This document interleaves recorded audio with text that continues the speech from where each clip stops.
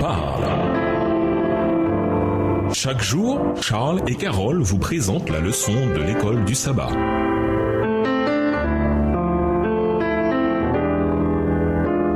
Bienvenue dans votre émission. Dieu nous parle. Nous voilà à la leçon de dimanche, la première famille. Les premières pages de l'écriture ne nous donnent pas beaucoup de détails, et même aucun en réalité, sur le genre d'éducation familiale qui était dispensé en ces premiers jours de l'histoire humaine. Mais nous sommes sûrs que c'est au sein de la structure familiale elle-même qu'elle l'était à l'époque. Le système d'éducation conçu en Éden reposait sur la famille. Adam était le fils de Dieu, Luc 3, verset 38. Et le Très-Haut dispensait lui-même l'instruction à ses enfants. Il y avait là, dans le sens le plus complet de l'expression, une école de famille. Extrait du livre Éducation, chapitre 5, page 33, livre écrit par Ellen G. White. Et bien que l'on ne sache pas exactement ce qui était enseigné, nous pouvons être certains qu'il était question des merveilles de la création, puis, après le péché, du plan de la rédemption. Qu'enseignent les textes suivants et pourquoi ces sujets faisaient certainement partie de l'éducation qu'Adam et Ève donnèrent à leurs enfants? Genèse 1 et 2, Genèse 3, versets 1 à 15, 2 Corinthiens 4, verset 6, Luc 10, verset 27,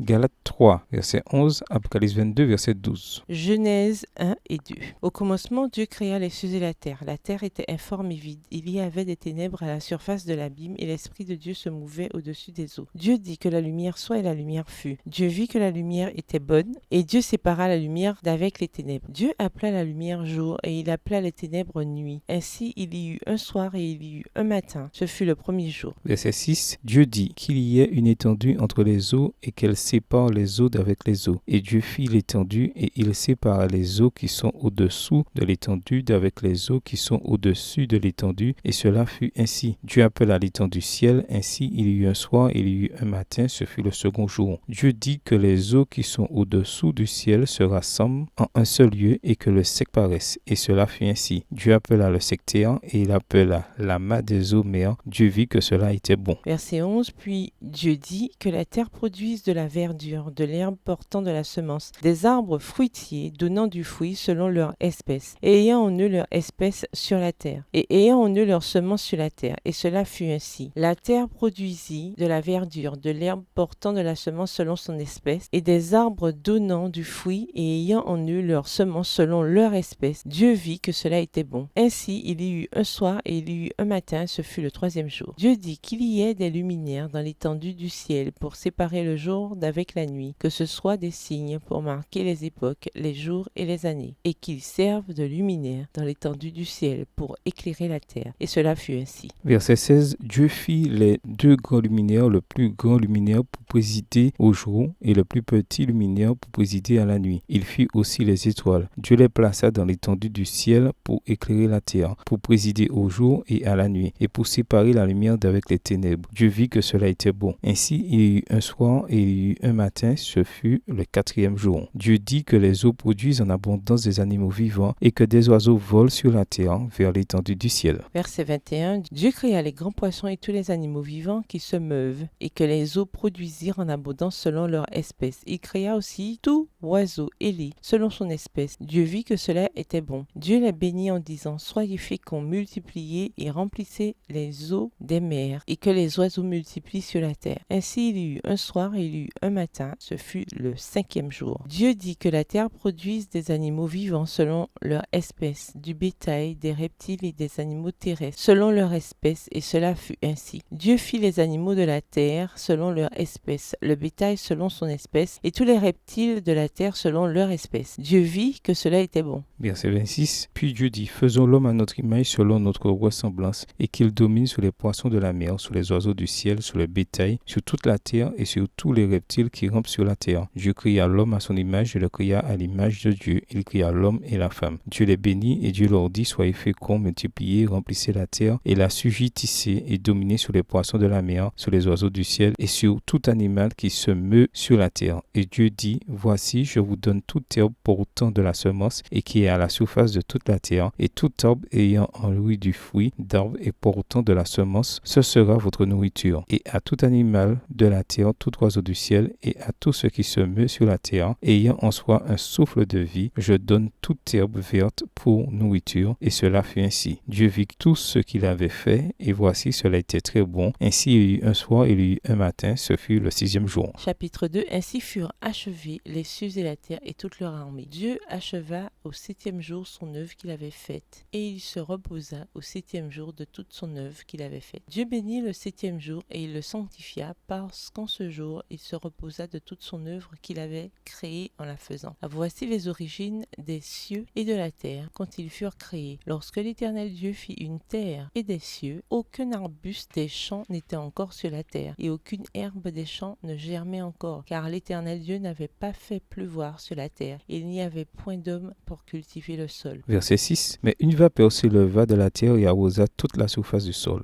L'Éternel Dieu forma l'homme de la poussière de la terre, il souffla dans ses narines un souffle de vie, et l'homme devint un être vivant. Puis l'Éternel Dieu planta un jardin en Éden du côté de l'Orient, et il y mit l'homme qu'il avait formé. L'Éternel Dieu fit pousser du sol des arbres de toute espèce agréables à voir et bons à manger, et l'arbre de la vie au milieu du jardin, et l'arbre de la connaissance du bien et du mal. Un fleuve sortait d'Éden pour arroser le jardin, et de là il se divisait en 4 bras. Verset 11. Le nom du premier est Pishon, c'est celui qui entoure tout le pays de Havila, où se trouve l'or. L'or de ce pays est pur. On y trouve aussi le bdellium et la pierre d'onyx. Le nom du second fleuve est Gihon, c'est celui qui entoure tout le pays de Cush. Le nom du troisième est Hiddekel, c'est celui qui coule à l'orient de la Syrie. Le 4e fleuve, c'est l'Euphrate. L'Éternel Dieu prit l'homme et le plaça dans le jardin d'Éden pour le cultiver et pour le garder. Verset 16. L'Éternel Dieu donna cet ordre à l'homme. Tu pourras manger de tous les arbres du jardin, mais tu ne mangeras pas de l'arbre de la connaissance du bien et du mal, car le jour où tu en mangeras, tu mourras. L'Éternel Dieu dit, il n'est pas bon que l'homme soit seul. Je lui ferai une aide semblable à lui. L'Éternel Dieu forma de la terre tous les animaux des champs et tous les oiseaux du ciel, et il les fit venir vers l'homme pour voir comment il les appellerait, et afin que tout être vivant portât le nom que lui donnerait l'homme. Et l'homme donna des noms à tout le bétail, aux oiseaux du ciel et à tous les animaux des champs. Mais pour l'homme, il ne trouva point d'aide semblable à lui. Verset 21. Alors l'Éternel Dieu fit tomber un profond sommeil sur l'homme qui s'endormit. Il prit une de ses côtes et referma la chair à sa place. L'Éternel Dieu forma une femme de la côte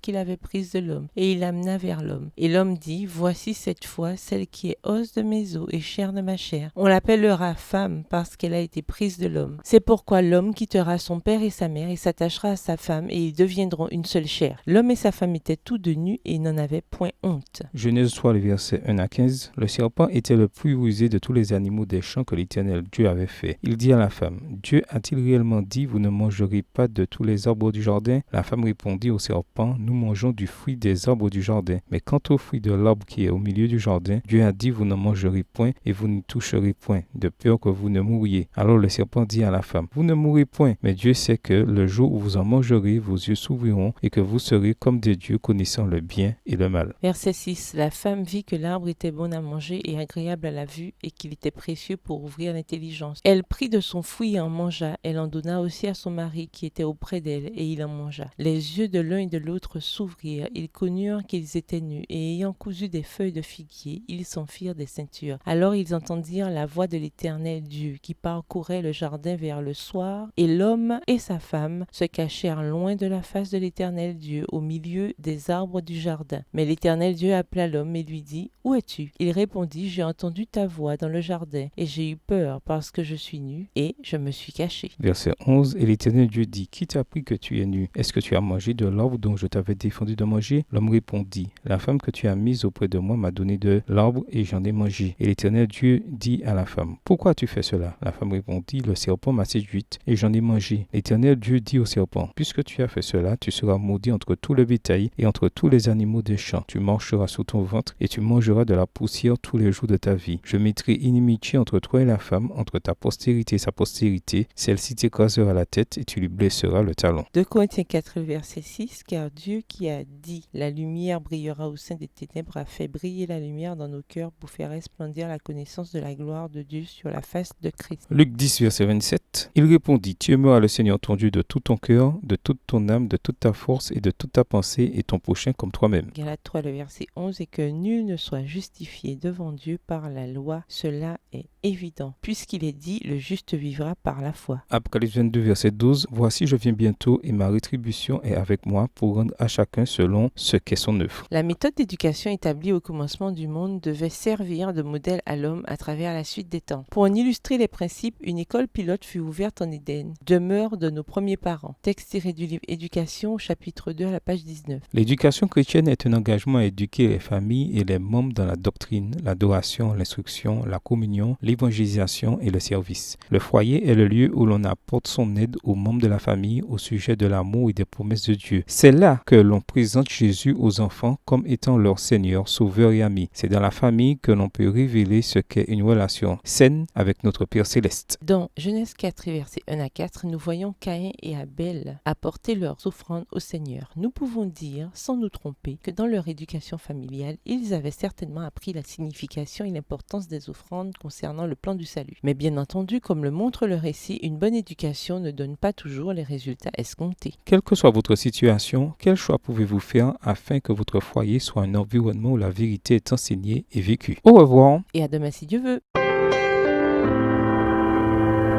Dieu nous parle.